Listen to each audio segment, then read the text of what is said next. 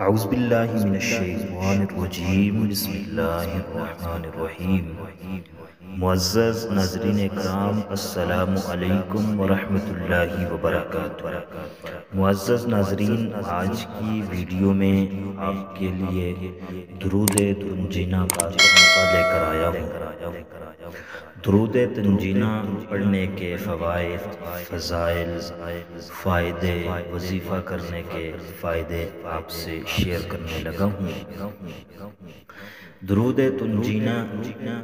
تنجینہ نجات سے ہے، اور اس کا مطلب ہی یہ ہے کہ ایسا درود جو اپنے پڑھنے والے کو ہر مشکل سے، ہر مصیبت سے، ہر پریشانی سے نجات اور چھٹکارا عطا کر دیتا ہے، ہر قسم کے خطرات سے چھٹکارا عطا کر دیتا ہے۔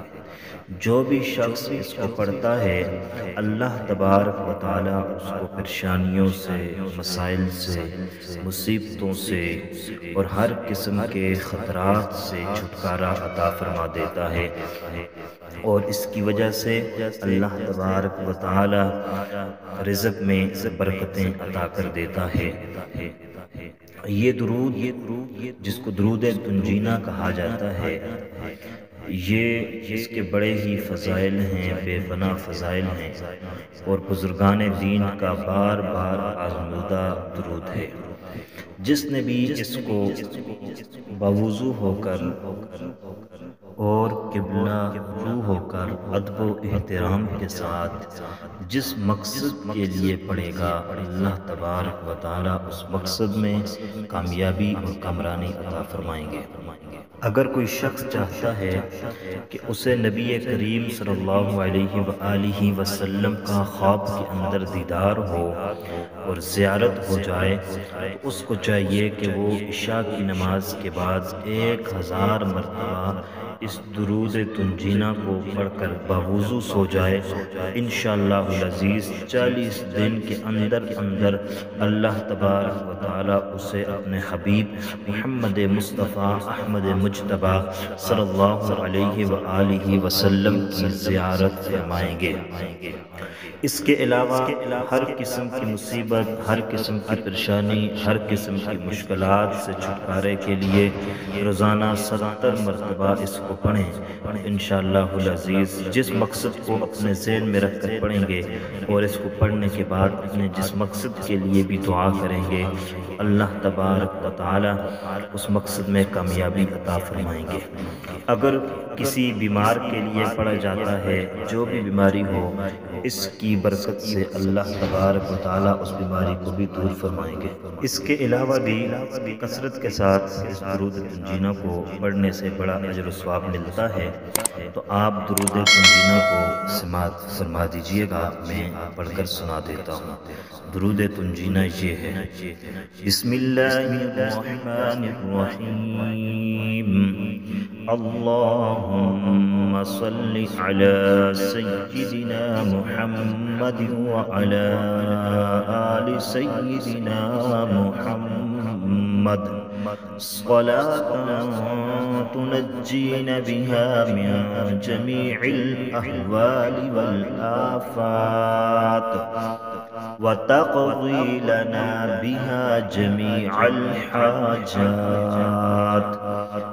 وتطهرنا بها من جميع السيئات وترفعنا بها عندك أعلى الدرجات وتبلغنا بها أقصى الغايات من جميع الخيرات في الحياة وبعد الممات، إنك مجيب الدعوات ورافع الدرجات ويا قاضي الحاجات ويا كافي المهمات ويا دافع البليات ويا حل المشكلات، أغثني أغثني أغثني يا